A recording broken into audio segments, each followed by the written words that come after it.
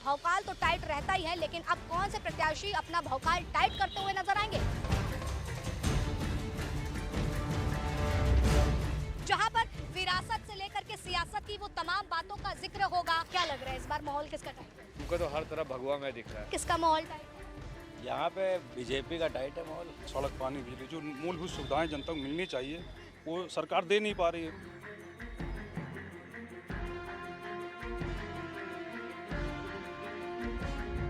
नमस्कार, आप देख रहे हैं न्यूज़ 1 इंडिया। मैं हूं आपके साथ आस्था तिवारी। उत्तर प्रदेश में होने वाले 9 सीटों पर उपचुनाव को लेकर के जहां लगातार सियासत गरमाई हुई है, और इस गरमाई हुई सियासत में जब बात कानपुर की सीट की आती है, यानी कि सीसामऊ सीट की, तो सीसामऊ सीट को लेकर के काफ़ी ज़्यादा चीज़ें देखने को मिलती है, क्योंकि गंगा की तट पर बसा ये शहर जहां से शुरू होती है सियासत का सफ़र, और सियासत के सफ़र के साथ जब बात इरफान सोलंकी की आती है तो 22 साल से जो सूखा था वहाँ पर कभी कमल खिलेगा भी या नहीं, सबसे बड़ा प्रश्न तो खैर ये भी है। लेकिन इस सीट पर होने वाले चुनाव के पीछे की बड़ी वजह यही निकल करके सामने आई कि जिस तरह से विधायक को सजा सुनाई जाती है आगजनी मामले पर, और 7 साल की सजा के बाद अब यहाँ पर उनकी पत्नी प्रत्याशी के बतौर समाजवादी पार्टी से खड़ी हैं, तो वहीं भाजपा अपनी रथ की सवारी करके यानी कि कमल को खिलाने के लिए सुरेश अवस्थी को मैदान में उतारा है। अब ऐसे में जो कड़ी टक्कर देखी जा रही है वो दोनों के बीच में देखी जा रही है, लेकिन इस बीच जनता की नब्ज को टटोलने के लिए हम लोग यहाँ पर आ चुके हैं, और यहाँ से शुरू होगा हमारा सफर सीसामऊ सीट का, जहाँ पर बाजारों में चल करके लोगों से जानेंगे, बातचीत करेंगे, जनता की नब्ज टटोलेंगे कि आखिर जो 22 साल से यानी कि 2012 की अगर बात करें तो 2012 से जब तक विधायक बनते आए हैं इरफान सोलंकी, उन्होंने कितना काम किया, और उस काम के बाद क्या वाकई भाजपा के साथ जनता जाती हुई दिखाई देगी, या फिर दबदबा जो है वो इरफान सोलंकी का कायम रहेगा। क्योंकि कहा जाता है कानपुर में भौकाल तो टाइट रहता ही है, लेकिन अब कौन से प्रत्याशी अपना भौकाल टाइट करते हुए नजर आएंगे ये भी देखना होगा। और उसी के साथ ही साथ चाचा हमारे विधायक हैं, ये बात तो कानपुर में कही जाती है, लेकिन इस बार कौन से चाचा को विधायक बनाने की बात होती है उसको भी जानने की कोशिश करेंगे, और क्या वाकई इस बार जो इरफान सोलंकी की पत्नी है वो आगे आती हुई दिखेंगी। ये तमाम जो बातें हैं उसको देखने के लिए चलते हैं और शुरू करते हैं इस छोटे से सफर को। सीसामऊ सीट आखिर इतनी अहम क्यों बन जाती है, और जो सियासत विरासत वाली देखी जा रही है उस बीच में क्या वाकई कमल खिल पाएगा जो 22 साल से सूखा पड़ा है? तो आइए चर्चा करते हैं और जानने की कोशिश करते हैं कि कैसे इन सारी चीज़ों को देखते हुए नजर आ रहे हैं। क्या लग रहा है कि इस बार 22 साल का सूखा पूरा होगा? अवश्य पूरा होगा। मोदी योगी जिंदाबाद। इस समय जिस देश की जनता पूरा रुझान बना हुआ है कि जो सरकार वर्तमान में चल रही है, अपराधियों के खिलाफ जिस तरह से एक युद्ध छिड़ा हुआ है, और इस समय प्रशासन माना जा रहा है कि सबसे चुस्त और दुरुस्त है। आज हमारी बहन बेटी किसी भी तरह से निकल कर किसी भी रास्ते में चली जाती है आधी रात में, कोई दिक्कत नहीं हो। लगातार आरोप लगा रहा है कि इरफान सोलंकी की विरासत को पूरी तरीके जो विरासत वाली उनकी सियासत है उसको चोटिल करने के लिए उन पर अपराध झूठे आरोप लगाए गए, और झूठे आरोप के ही तहत उनको सजा हो गई है 7 साल की। जनता सब जानती है, जनता ने देखा है अभी तक का जो सपा का शासनकाल भी देखा है। माननीय इरफान सोलंकी जी का सारा क्रियाकलाप जो है वो जनता के मध्य है। उन्होंने कैसे कैसे कार्य किए, और सब पेपरों में आप लोगों के माध्यम से सब चीज़ें आती रही हैं, मीडिया में भी, तो जनता सब जानती है, और इस बार जनता उसका जवाब देगी। सीसामऊ की जनता इस बार कमल खिलाएगी। बलखंडेश्वर मंदिर को लेकर के काफी ज्यादा बवाल छिड़ा हुआ है, क्या लग रहा है क्यों, किस तरीके की जो राजनीति समाजवादी पार्टी कर रही है, जहाँ नसीम जी जाती हैं, जल चढ़ाती हैं? पार्टी कहिए या गुंडों की पार्टी कहिए, गुंडों की पार्टी है, बस यही है, ठीक है ना। इस विधानसभा में गुंडा राज को खत्म करने के लिए, और वास्तव में उनके साथ सहानुभूति सब तो उस महिला के साथ होनी चाहिए जिसके साथ इस परिवार ने, इरफान ने इतनी बड़ी घटना की। सहानुभूति, परिवार, इसी का तो दंश इस बार इस विधानसभा के ने लगातार 22 वर्षों तक झोला है, और कितना विकास हुआ ये सब देख रहे हैं। जो भाजपा ने ब्राह्मण कार्ड खेला है, और समाजवादी की तरफ से ये कहा जा रहा है कि चलिए ठीक है हिंदू कार्ड खेला है, हम आपकी ही बात को रख लेते हैं, हिंदू कार्ड खेला है, लेकिन समाजवादी पार्टी पूरी तरीके से ये बात कह रही है कि आपसी ही उनके अंदर नहीं तालमेल खा रही है। सोनकर जी का टिकट दिया नहीं, इनको दे दिया, तो आपस में लड़ बैठे। नहीं, ये लोगों के व्यक्तिगत हैं, और इस विधानसभा में बहुत नीचे तबके से लेके बस्तियों से लेके अपर क्लास तक की जनता सुरेश अवस्थी जी को बहुत प्यार करती है। यदि पूर्व में भी सुरेश जी बहुत कम मतों से यहाँ से हारे थे, संगठन का निर्णय था यदि दूसरी विधानसभा में उनको ना भेजा जाता तो शायद ये उपचुनाव की नौबत ही नहीं आती। सुरेश जी यहाँ के विधायक होते। तो इस बार इस जनता ने माना है कि ये किसी की बपौती पुश्तैनी वाला हिसाब अब नहीं चलेगा। इस जनता ने मन बना लिया कि इस बार सुरेश अवस्थी जी को विधायक बनाना ही बनाना है। ये मतलब एक तरह से भौकाल जो है सुरेश अवस्थी जी का टाइट 100% सुरेश अवस्थी, बाकी कहीं कुछ नहीं, कोई नहीं। सुरेश जी, लगातार इस बार जो चुनाव को लेकर के तैयारियों की बात की जा रही है, कैसे देख रहे हैं? भारतीय जनता पार्टी की पूरी तैयारी हो चुकी है। हमारे आदरणीय सुरेश जी ने, आदरणीय नितिन जी ने, आदरणीय ब्रजेश पाठक जी ने और हमारे संगठन के माननीय मानवेंद्र जी ने, माननीय प्रकाश पाल जी ने और जिस तरीके से यहाँ के जिला अध्यक्ष जी ने सारी योजनाएं करके अंतिम दिन तक का काम बांट दिया है। मुझे लगता है बड़े उत्साह में, आपने भी देखा होगा, अब की बार सीसामऊ का एक एक कार्यकर्ता अति उत्साह में है, सिर्फ 13 तारीख का इंतजार कर रहा है। पोस्टर नीति जिस तरीके से कायम है, उधर नसीम सोलंकी जी मंदिर जा करके जल चढ़ा रही है। देखिए, वो गलत जगह पर जा रही हैं और बाद में उस बहन ने माना कि कुछ लोगों ने मुझसे कहा है कि जल चढ़ा दो, तो मैं चली गई और उसके खिलाफ मौलानाओं ने फतवा भी कर दिया। अब उसके बाद वो कह रही है कि मैं सबका सम्मान करता हूँ। अरे मेरा अपना मानना है कि अगर मंदिर में आना है तो 13 तारीख के बाद आओ मेरी बहन, हम दोनों लोग साथ में बैठ के पूजा करेंगे। राजनीति का स्थान मंदिर नहीं है, ये मंदिर आस्था का केंद्र है और हिंदुओं के, करोड़ों हिंदुओं का जो ये कह रही है ना कि हमारे इंसाफ की लड़ाई है और हम जीत करके दिखाएंगे कि इरफान सोलंकी गलत नहीं है, उनको फंसाया। इंसाफ की लड़ाई तो आपको मालूम होना चाहिए, कोर्ट ने दे दिया है और अब भगवान की यहाँ अदालत में देखना चाहिए। जनता की अदालत तो तय कर चुकी है कि अब की बार भारतीय जनता पार्टी किसी अपराधी की मदद नहीं करने वाली। निश्चित तौर से जाना चाहिए, उनको मस्जिद में जाना चाहिए, उसको नसीब जो जिसके घर जला है उसके पैरों को धोना चाहिए और उसके बाद उससे आशीर्वाद ले कि शायद उसके पति का कुछ संकट दूर हो जाए। समाजवादी पार्टी लगातार ये कह रही है कि बंटोगे कटोगे, ये नकारात्मक नारा उनका है। हमारा तो है जुड़ेंगे और जीतेंगे, और चाहे वो सीसामऊ सीट ही क्यों ना हो, जीत करके दिखाएंगे। देखिए, वो सारी चीज़ें जो हैं आप भी जान रही हो कि किसको जोड़ रहे हैं, किसको काट रहे हैं। वो सारी चीज़ें हम सब लोगों के पूजनीय महाराज जी जो कह रहे हैं उससे सब लोगों के क्लियर संदेश है। अब की बार भारतीय जनता पार्टी के कमल का फूल खिलेगा। जी, लगातार ये बातें कही जा रही हैं कि नसीम सोलंकी तो हिंदू का घर का भी दरवाजा खटखटा रही है और मुस्लिम का दरवाजा भी खटखटा रही है। क्या सुरेश अवस्थी जी बंटोगे कटोगे नारे से हट करके मुस्लिमों का दरवाजा खटखटाएंगे? मैं राष्ट्रवादी मुसलमानों का धन्यवाद देता हूँ और क्योंकि राष्ट्रवादी मुसलमान हमारा है, मैं उसके दरवाजे पे भी जाऊंगा, चौखट पर आशीर्वाद भी लूंगा, लेकिन आतंकवादी सोच रखने वाले, अपराधी सोच रखने वाले, मैं किसी भी सूरत पर उनको सीसामऊ विधानसभा में रहने नहीं दूंगा। तो इस बार जीत का निर्णय हो गया है और कमल खिलने वाला है जो 22 साल का सूखा है। बिल्कुल 100%। आप देख रही हो किस तरीके से उत्साह है। उपचुनाव को लेकर के सीसामऊ की जनता कितनी कुछ तैयार है, इसी को जानने के लिए जब हम लोग मार्केट में आते हैं तो लोगों का क्या कुछ कहना है, तो चलिए जानते हैं और जानने की कोशिश करते हैं। क्या नाम है आपका? जी, वैभव त्रिपाठी। त्रिपाठी जी, क्या लग रहा है इस बार माहौल किसका देख रहे हैं? इस बार माहौल अभी तो बीजेपी का लग रहा है और बीजेपी की यहाँ से अब सीट निकलनी भी चाहिए। पिछले काफ़ी समय से लगभग 25-30 सालों से यहाँ पे बीजेपी की सीट नहीं निकली है, तो इस बार हम लोग चाह रहे हैं कि इस बार बीजेपी की सीट यहाँ से निकले। त्योहारों की तैयारियां तो बाजारों में जोर शोर से थी, लेकिन अब चुनाव की तैयारियों को लेकर के बात करूंगी। क्या लग रहा है इस बार माहौल किसका टाइट है? देखिए, हम लोग तो पहले से देखिए भगवाधारी हैं, तो हमको तो हर तरफ भगवा में दिख रहा है। पूरा भगवा में दिख रहा है। बिल्कुल 100% रम रम में है, रोग में है, मतलब समझिए कि रम कामों के सिलसिले से अगर देखें तो बाजार के क्या निजी मुद्दे हैं? देखिए, ये तो मुद्दे तो कुछ भी नहीं है, इसमें तो उतार चढ़ाव चलता ही रहेगा बाजार में। तो बाकी कोई भी देखिए व्यापारी सही तरीके से काम करने वाला कहीं से भी डिस्टर्ब नहीं है। देखिए, बाकी उतार चढ़ाव है, ऑनलाइन का थोड़ा सा असर भी है इस चीज़ में, और बस सरकार से एक ही गुजारिश है, थोड़ा सा ऑनलाइन में सख्तियाँ करनी चाहिए जिससे ग्राहक जो है बाजार में उतरे प्रॉपर तरीके से। क्या देख रहे हैं, किसका माहौल टाइट है? यहाँ पे बीजेपी का टाइट है माहौल। बीजेपी का। बीजेपी ही क्यों चाहिए जनता को इस सीट पर? क्योंकि इस सीट से तो लंबे समय से समाजवादी पार्टी के विधायक रहे हैं। बीजेपी सिर्फ एक मुद्दे पे हमको चाहिए। बीजेपी जो है हिंदुत्व के मुद्दे पे हम लोग को स्ट्रांग करती है, बस इसके लिए बस यही मुद्दा बहुत है हमारे लिए। सीधे यही जानना चाह रहे हैं कि इरफान सोलंकी की छवि जनता के जहन में क्या है? मैंने बताया तो ना, 3 बार के यहाँ के विधायक जो है, मुझको उनकी शक्ल नहीं याद होगी। अब पेपर में ना देखूं तो मैं उनको शक्ल नहीं जानता हूँ।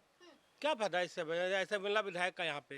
बिल्कुल। तो देखिए, सवाल तो यही है कि लगातार जिस तरह से लोग तो विधायक बन जाते हैं, बड़े बड़े पद को हासिल कर लेते हैं, लेकिन जनता के बीच जब जाएंगे तभी तो चीज़ें क्लियर होंगी और जनता किस तरह से इन बातों को कह रही है, मुखर रूप से अपनी बात को रख रही है, वो साफ तौर पर देखने को मिलता है कि जब विधायक बनते हैं, विकास की बात करते हैं, बड़ी बड़ी बातें, क्योंकि ये चीज़ें तो बहुत कही जाती हैं कि वोट मांगना होता है तो हर प्रत्याशी हर एक दुकान पर, हर एक घर का दरवाज़ा खटखटाता है, लेकिन जीत के बाद आखिर वो कौन सा काम करके दिखाता है। उपचुनाव है और उपचुनाव को लेकर के हर पार्टी अपने अपने दावे ठोक रही है, लेकिन जनता किसके साथ? जनता तो जो है केवल उसके साथ रहेगी जो काम कराएगा। और मेन चीज़ है, ये जो चुनाव होता है ये आम जनता के लिए होता है और इसमें देखिए हम लोग तो बीजेपी के सपोर्टर हैं तो पहले उसी को जो है प्रेफर करते हैं। ठीक है, बीजेपी की सपोर्टर होना एक अलग बात हो जाती है, लेकिन हम जमीनी मुद्दों की जिक्र करते हैं तो यहाँ पर कौन कौन सी दिक्कतें अभी ऐसी हैं जिन पर ना तो जो पूर्व विधायक रहे उन्होंने काम किया हो और या फिर जो प्रत्याशी आपके पास आ रहे हो वो कह रहे हो कि हम वो काम करवाएंगे, आप हमें वोट दें? देखिए काम तो ऑलमोस्ट अगर देखा जाए तो कोई ऐसा काम नहीं हुआ जिसमें हम लोग संतुष्ट रहें। सबसे पहली चीज़ मार्केट का जो सुंदरीकरण है, जो यहाँ की पार्किंग व्यवस्था है, जो यहाँ का जो है क्षेत्र का विकास होना चाहिए, वो किसी भी प्रकार का कोई काम नहीं हुआ है। और जैसे आज से 20 साल पहले 25 साल पहले मार्केट थी, आज भी वैसी ही है, इसमें कोई चेंजेस नहीं आया है। बिल्कुल चेंज है। देखिए ये तो बाजारों का जिक्र हो गया, लेकिन कहा जा रहा है इन उपचुनाव में भी जो है धर्म नीति जो है बहुत ज़्यादा तरीके से उजागर है। जहां एक तरफ बटोगे कटोंगे की राजनीति के पोस्टर लगते हैं तो दूसरी तरफ जुड़ेंगे तो जीतेंगे के राजनीति के पोस्टर लगते हैं। क्या जनता इन सारे पोस्टर से भ्रमित होगी? देखिए ये सब चीज़ें तो मुद्दा तो ये बहुत सालों से चल रहा है, तो इसमें ज़्यादा जनता बहुत समझ गई है, तो ज़्यादा जो है कोई इन सब चीज़ों पे ध्यान नहीं देता है। हिंदू मुस्लिम का कोई ऐसा रोल नहीं रहता है, सब लोग अपने अपने आपस में जानकारी में सब लोग एक दूसरे रहते हैं और कोई ऐसा हम लोगों को कोई ना उनसे हमको कोई दिक्कत रहती ना उनको हमसे दिक्कत रहती है। ये तो नेता नगरी का काम है, वो सब तो उन लोग अपने हिसाब से रोटी सेकते रहते हैं और हम लोग। इरफान की छवि की बात करें तो जनता के जहन में क्या है? छवि देखिए सबकी सही है, ऐसा नहीं है कि हम किसी को गलत बोले, किसी को देखिए हम कोई अच्छे से किसी को जानते तो है नहीं, तो हम किसी के बारे में काहे गलत बोलेंगे, चाहे इरफान हो, चाहे बीजेपी के हो, चाहे कांग्रेस के हो। काम के प्रति पूछ रहे हैं। काम के प्रति तो काम तो देखिए उनके थ्रू हुए हैं, उनके पापा के समय में भी काम हुए हैं, तो मतलब एक कह सकते हैं कि मतलब काम में कोई ऐसी कमी नहीं है कि जो भी देखिए आता है थोड़ा बहुत काम तो करता ही है। इरफान की छवि जहन में क्या है आपके? इरफान की छवि अपनी जगह ठीक है, मगर जो हमारे यहाँ आप समझिए सरकार जिसका होती है उसी का काम होता है, इसीलिए हाँ जिसके हाथ में लाठी हो, हाँ मतलब जिसकी लाठी उसकी भैंस, यही कहावत जो कही जाती है। क्या लग रहा है इस बार माहौल क्या है? बीजेपी का ये है, अवस्थी जी निकलेंगे चुनाव में। कुछ गलतियां पिछली बार जो हो गई थी अब वो नहीं पूरी की जाएंगी। तो मतलब पिछली बार कुछ गलती हुई थी, ऐसी कुछ जजमेंट के चक्कर में गलतियां हो गई थी, कहीं की तैयारी थी, कहीं टिकट दे दिया गया। इस बार इसको देखते हुए मतलब अवस्थी जी को टिकट नहीं दिया गया था इसलिए ये सीट चली जी गई हाथ से बीजेपी वालों। जी जी इस बार चुनाव जीत की तरफ जा रही बीजेपी और यहाँ विधानसभा में इस बार कमल ही खिलेगा। जब बात उपचुनाव की आती है और खास करके सीसामऊ सीट की आती है तो उसको लेकर के तमाम वादे दावे अटकोले चटकोले ये तमाम बातें निकल करके सामने आती हैं। हालांकि ये चुनाव बहुत अहम माने जा रहे हैं, खास करके जब कानपुर की सीसामऊ सीट की बात आती है।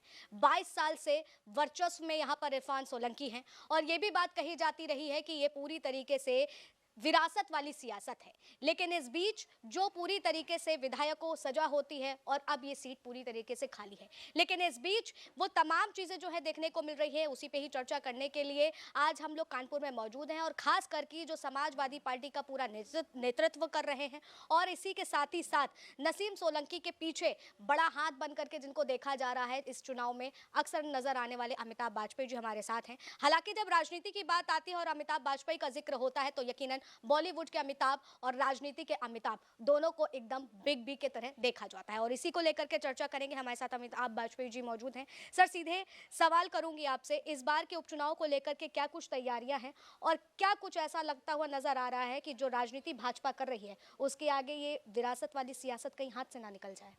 भाजपा कहना षड्यंत्र कर रही है। भाजपा ने छल से और अपने सत्ता के अहंकार के बल से इस सीट को जबरिया खाली करा। ये थोपा हुआ उपचुनाव है, इस चुनाव की कोई आवश्यकता नहीं थी। सत्ता का अहंकार होगा, शायद उनको लगा होगा इस सीट अब 27 साल से नहीं जीत पाए हैं, कैसे सीट को जीता जाए इसकी कुछ कोशिश कर रहे होंगी। लेकिन जो सीट लगातार समाजवादी पार्टी की है वो केवल समीकरण के आधार पर नहीं है, उसके पीछे पीढ़ियों की सेवा है, लोगों का विश्वास है, जुड़ाव है, प्यार है। तो मुझे लगता है कि भाजपा के षड्यंत्र उनके लिए स्वयं ये सेल्फ गोल सिद्ध होगा और ये सीट फिर से समाजवादियों के कब्जे में रहेगी। लेकिन ये कैसे कहने के पीछे एक ठोस कारण भी है, क्योंकि पहले चुनाव हम लोग जीते सो जीते हैं, अभी पार्लियामेंट का इलेक्शन हुआ है और पार्लियामेंट के इलेक्शन में भी यही सीट हम लोग 27,000 वोट से जीत करके इंडिया गठबंधन आगे गया है और फिर वही समीकरण है, वही इंडिया गठबंधन है। जब 27,000 से पार्लियामेंट में जीते थे तो कोई कारण ऐसा नहीं जिसकी वजह से हमारा मतदाता हमसे विमुख हो जाए। हमें उम्मीद है इसमें सहानुभूति भी है, महिला प्रत्याशी है, परेशान है, हमारे लोग सहानुभूति करते हैं, तो हमारा कुछ ना कुछ वोट परसेंट बढ़ने वाला है और अधिक अंतर से इस सीट को जीत करके जाएंगे और भाजपा के अहंकार का समापन करेंगे। लेकिन ये कैसे संभव है जब अगर वहाँ के बलखंडेश्वर मंदिर की बात आ जाती है, कहा जाता है इरफान सोलंकी ने वहाँ पर बहुत ही ज़्यादा विकास कार्य कराए हैं और यही वजह रहती है कि वहाँ पर हिंदू वोट उनको काफ़ी मिलता है, लेकिन जब नसीम सोलंकी जल चढ़ाने पहुँच जाती हैं तो फतवा जारी हो जाता है। देखिए, हम लोग राजनीति कर रहे हैं, राजनीति का हमारा फोकस अपने क्षेत्र के विकास पर। मुझे खुशी है कि इरफान भाई ने भी बलखंडेश्वर मंदिर में अच्छा काम कराया, लोग इसकी तारीफ करते हैं, बल्कि हर जगह कराया। मैं सिख कम्युनिटी की कई बस्तियों में गया तो वहाँ उन्होंने अच्छा काम कराया है। मैं कई जगह दलित बस्तियों में गया तो वहाँ इरफान भाई ने काम कराया है। एक तेजाब मिल कैंपस है, वहाँ के लोगों के हाथ खराब हो जाते थे पानी की वजह से, वहाँ उन्होंने पानी का काम कराया है। तो अच्छा काम हर जगह अच्छा होता है, बोलता है। हम लोगों ने राजनीति करिए प्रेम की, जोड़ने की। हमारे राष्ट्रीय अध्यक्ष ने नारा दिया है, जोड़ेंगे तो जीतेंगे, तो हम लोग जोड़ने की राजनीति करते हैं। किसी को बांटना हो तो बांटे, हम लोग बांटने की राजनीति में नहीं पड़ते। हमारी राजनीति सिर्फ और सिर्फ भरोसे और प्यार पर और विकास पर आधारित है। लेकिन भाजपा प्रत्याशी तो ये बात कह रहे हैं ना कि नसीम सोलंकी को सहानुभूति के नहीं बल्कि घड़ियाली आंसू जो हैं कैमरे के सामने बहा रही हैं। अब वो क्या कह रहे हैं मैं उन पर टिप्पणी नहीं करना चाहता, क्योंकि वो बेचारा जो हमारा मित्र है वो फुटबॉल हो गया है। पहले वो शीशा मुंह से लड़े, उनको पता नहीं कैसे किक किया गया, वो आरनगर गिरे आकर के, अब आरनगर से उनको फिर बाउंस कर दिया गया, बाउंस बैक हो गए शीशा मुंह में। तो मुझे लग रहा है उनकी हैट्रिक बनाने की इच्छा है और वो हैट्रिक की ओर सफलतापूर्वक बढ़ रहे हैं। तो कहते आ रहे हैं ना, मैं तो क्लीन बोल्ड पर विश्वास करता हूँ और इस बार देखिए क्लीन बोल्ड करके दिखाऊंगा। अब वो प्रयास कर लें, अपना प्रयास कर लें। किसी का घर बर्बाद करके अगर आप आबाद होने की सोच रहे हैं तो ईश्वर आपको माफ़ नहीं कर सकता। आप किसी की बर्बादी में किसी की आबादी नहीं हो सकती। हम सब ईश्वर को मानने वाले लोग हैं। हमें अगर आप लोकप्रिय होते तो आप जनरल इलेक्शन में जीत करके आ जाते। आप लोकप्रियता के आधार पर नहीं आ रहे हैं, आप सत्ता के अहंकार के बल पर आ रहे हैं। अहंकार तो रावण का भी नहीं चला, ये तो बहुत छोटे लोग हैं। मुझे लग रहा है इस बार ये वॉलीबॉल पंचर होने वाली है। आखिरी सवाल लूंगी, वाजपेयी जी आप हमें ये बताइए कि जिस तरह से इस बार चुनाव को लेकर के देखा जा रहा है, भाजपा के अंदर दलित और ब्राह्मण वाली लड़ाई भी देखी जा रही है, उसका फायदा नसीम सोलंकी को कितना मिल सकता है? नसीम के साथ सारे वर्ग रहते ही थे, इरफान को सब वर्ग के लोग वोट करते थे, तो वो कोई फ़ायदा अलग से नहीं मिलना। लेकिन हाँ, ये घटना तो हुई जब भाजपा ने स्वयं अपने अंदर ये उठाया कि हम दलित को वोट करेंगे, टिकट देंगे। महीनों से हम लोगों ने अखबारों में पढ़ा, आप चैनलों ने भी दिखाया। तो उसके बाद एक फ़ोटो जारी हुई, पर्चा खरीदवा दिया गया, फिर वो टिकट फट गया, कहीं रास्ते में टीटी मिल गया, टीटी ने टिकट फाड़ दिया। फिर वो सफाई आती रही भाजपा की तरफ से। अब उन्होंने एक वीडियो भी जारी किया है सम्मानित नेता का, जिनका मैं हृदय से सम्मान करता हूं, ऐसे नेता का उन्होंने वीडियो भी जारी किया है। पर मुझे लगता है ये डैमेज कंट्रोल है। अगर जब कहीं फटा होगा तभी तो रफू कर रहे हो, कुछ तो हो गया है ना, तभी तो रफू करते घूम रहे हो। तो ये जो पहले से भी अधिक मात्रा में दलित वोट और हिंदू वोट जिसको ये भाजपा अपनी बपौती समझती है, वो नसीम को मिलने जा रहा है। कहीं ना कहीं महिलाओं में एक ये बात आई कि बेचारी शब्द जो चल रहा है ये बहुत बड़ा असर डालने वाला है। बेचारी नसीम, और एक लोग कहते हैं कि इरफान के साथ जो हुआ वो गलत हुआ और जो हुआ वो ज़्यादा हुआ। ये ज़्यादा हुआ और गलत हुआ जो शब्द चल रहा है ये हवाओं में, ये बहुत बड़ा अंतर चुनाव में डालेगा। पहले से भी जीत का अंतर बढ़ने वाला है। विरासत वाली जो सियासत, इसको धूमिल करने का प्रयास किया गया है। विरासत कुछ नहीं होता। विरासत क्या होता है? ये सेवा की विरासत है ना। हाजी मुश्ताक ने कुछ अच्छा किया होगा तो इरफान को फ़ायदा मिला, अगर इरफान ने अच्छा किया होगा उसका फ़ायदा नसीम को मिलेगा। तो ये विरासत नहीं है, ये पारिवारिक जुड़ाव है ना। वो कहते हैं मेरा सोलंकी परिवार, मेरा शीशाओं परिवार, तो दोनों पैरेलल है ना। ये विरासत नहीं है, ये अपनी जिम्मेदारी है। उस जिम्मेदारी को सहजना है। जिन लोगों से वादा किया था कि आपका साथ निभाएंगे, उनका साथ निभाना। क्यों नहीं? आखिर आप उस महिला की तारीफ करती हैं कि इतने बुरे वक्त में भी उस महिला ने हिम्मत करी है और चुनाव लड़ रही है। चाहते तो घुटने टेक देती सरकार के सामने, अपने पति की रिहाई की भीख मांग लेती, लेकिन उस महिला ने घुटने नहीं टेके हैं, अपने परिवार की सुरक्षा कर रही है और लड़ाई लड़ रही है जनता के अधिकारों की भी। लेकिन जिस परिवार की आप बात कर रहे हैं, इस परिवार में फूट भी तो कहीं ना कहीं पड़ गई है क्योंकि फतवा जारी हो गया, मुसलमान वोट कट नहीं सकते। आप लोग राजनीति को धर्म से क्यों जोड़ना चाहते हैं? हम आपसे कहेंगे कृपा करके बीजेपी के पीछे मत खेलिए, धर्म और राजनीति का घालमेल मत करिए। धर्म की मान्यताएं अपनी जगह है, राजनीति अपनी जगह है। धर्म की राजनीति हम थोड़ी खेलते हैं, एक तरफ बटोंगे कटोंगे राजनीति होती है तो दूसरी तरफ पीडीए भी तो आपका खड़ा है। ऐसे मुद्दे मत बनाइए। सकारात्मक महंगाई मुद्दा है, बेरोजगारी मुद्दा है, अच्छा स्वास्थ्य मुद्दा है, लोग ज़रूरतें पूरी नहीं हो रही हैं, लोगों ने दिवाली में बड़ी मायूसी से मनाई है, तो ये भी मुद्दे हैं। इन मुद्दों पर रहिए। हम लोगों को धर्म के इस बुलावे में नहीं पड़ना चाहिए। उपचुनाव की जब बात आती है और खासकर की कानपुर के सीसामऊ सीट की बात आती है, वो लड़ाई जो पूरी तरीके से वर्चस्व के नाम पर लड़ी जा रही है, जहां पर सहानुभूति कार्ड भी है और जातीय कार्ड भी है। लेकिन सबसे बड़ा सवाल ये है क्योंकि जब इस सीट पर इरफान सोलंकी की बात आती है, जो 22 साल से लगातार यहाँ पर विधायक रहे हैं, उन्होंने 22 साल में अपना वर्चस्व स्थापित किया है, लेकिन जो उनके ऊपर इस वक्त समस्या आई है, जिस तरीके से उन पर तोहमत लगी, आरोप लगे और वो उस आरोप के पीछे क्या कुछ वो राजनीति थी, क्या कुछ पूरी तरीके से इस पूरे राजनीतिक समीकरण बैठाए गए। हालांकि अब जब यहाँ पर चुनाव हो रहे हैं तो उनकी पत्नी नसीम सोलंकी जी यहाँ से बतौर प्रत्याशी हैं समाजवादी पार्टी से, तो उनसे बात करेंगे और जानने की कोशिश करेंगे कि इस बार के चुनाव में कितनी तैयारी है और क्या कुछ परिवर्तन की राह देखी जा रही है। आपका बहुत बहुत स्वागत है नसीम जी हमारे चैनल पे। नसीम जी, सीधे आपसे हम सवाल लेंगे और जानने की कोशिश करेंगे कि इस बार आप अपने लिए चुनौतियां क्या देख रही हैं, क्योंकि इरफान सलाखों के पीछे हैं और अब इस सीट पर आपको ही उनकी विरासत को बचाना है। नहीं, कोई चुनौती नहीं है, अल्हम्दुलिल्लाह सब है मेरे साथ। और जो मेरे पापा ने, ससुर जी ने जो मरून में काम करा था उनका भी काम है, और उसके बाद जो मेरे शौहर 4 बार से जीते हैं, तो वो कहीं ना कहीं है उन्हीं का काम और उन्हीं के चीज़ों को जनता को याद भी है। और हमें अभी तक तो बहुत अच्छा सबसे रिस्पांस मिल रहा है, तो बहुत हमें चुनौती दिख नहीं रही कहीं पर। जिस तरह से भाजपा ने अपना प्रत्याशी ब्राह्मण कार्ड खेला है यहाँ पर, तो उसमें क्या लगता है कि आपके हिंदू वोट कट सकते हैं?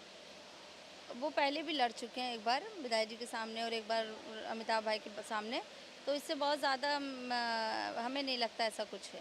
लेकिन जब आप कैमरे के सामने बोलती हैं, आपने जो इतने सालों में वो दुख झेला है, इन साल भर में जिस तरह से इरफान सलाखों के पीछे और सारी जिम्मेदारी आपके ऊपर आ गई, चाहे वो राजनीतिक तौर पर हो या घर की जिम्मेदारी हो, तो जब आप भावुक हो जाती हैं तो इस भावुक को लोग कहते हैं कि घड़ियाली आंसू हैं, क्या कहेंगी इसमें? नहीं, ऐसा नहीं है। जिस तकलीफ़ से हम गुजरे हैं 2 सालों से, अगर किसी के ऊपर बीते तो वो इस चीज़ को बहुत अच्छे से समझ पाएंगे कि कितनी तकलीफ़ में हैं हम लोग। जेल जब ये चले गए, इसके बाद जेल ही तो काटना था, यहाँ भी काट रहे थे, तो यहाँ की जेल इनको कम लग रही थी तो महाराजगंज भेज दिया गया। तो वो दिक्कत और जो तकलीफ़ से सामना करना पड़ रहा है, तो वो बहुत बड़ी तकलीफ़ है। एक 400 किलोमीटर जाना, 400 आना, तो मतलब आप ये जान लीजिए कि 800 किलोमीटर 900 किलोमीटर का हम लोग सफ़र तय करके इनसे मिलने जाते हैं आते हैं, तो वो बहुत तकलीफ़ है। अगर सच में इसको आप लोग कोई भी चला जाए तो उनको महसूस होगा कि कितनी दिक्कत है वहाँ जाने आने में। हम राजनीति की बात करते हैं, राजनीति से आप बहुत ही अलग हैं, परे हैं, और अब आप राजनीति भी संभाल रही हैं, घर भी संभाल रही हैं, और अगर आप जीतती हैं तो पूरी जिम्मेदारी सीसामऊ परिवार की आपके ऊपर आएगी, तो कैसे मैनेज करेंगी और कैसा अब आप महसूस कर रही हैं जब आप राजनीति में कदम रखा है? मैंने अब जो है मन बना लिया कि बिल्कुल अब हमको एक ही काम करना है, तो अब हमने घर से भी अपने आप को फ्री कर लिया है। मम्मी है, लोग घर देख रहे हैं, तो जब जिस काम में लग गए तो इंशाल्लाह उसमें हमें कामयाब होना है और हर लिहाज से होना है। भाई हमें वोट जनता इसलिए देंगी कि हम उनके बीच में रहें, उनके साथ जो है बात होती रहे, उनकी चीज़ों को सुनते रहें, तो हम जिस किरदार बनाएंगे उसमें बिल्कुल ढल जाएंगे। तो अगर विधायक इंशाल्लाह बन जाते हैं तो हम पब्लिक में भी उतना ही समय देंगे जितना मुझे देना होता है। कुछ मुद्दे रहेंगे, अगर आप जीतती हैं तो कौन से वो बड़े बड़े काम हैं जो आप करवाएंगी, जो इरफान के सलाखों के पीछे जाने से ये सीट खाली है और इतने दिनों में विकास नहीं? नहीं, काम तो नहीं हुआ है 2 सालों में। काफ़ी जगह जब हम जाते हैं तो लोगों की बस यही तकलीफ़ भी होती है कि काम नहीं हुआ है 2 दिन में। पानी की 2 सालों में पानी भी कहीं नहीं पहुंच पा रहा, बहुत जगह वो गलियां हैं टूटी फूटी, तो है काफ़ी विकास के बहुत सारी जो है लोगों को नहीं मिल पाया 2 साल में। तो कोशिश करेंगे कि मेन जो फोकस है पानी और वो वाला काम देख लिया जाए। आखिरी सवाल लूँगी नसीम जी, ये सीट आपके लिए जीतना कितना ज़रूरी? बहुत ज़रूरी है। ये तो जीती हुई थी ना 2022 से, तो हम लोग ने जीती के इसको जो विधायक जी को भेजा था, जनता ही ने भेजा था। अब इसको जबरिया खाली हुई है, जो भी हुई है, जो भी तरीका रहा होगा मुझे नहीं मालूम।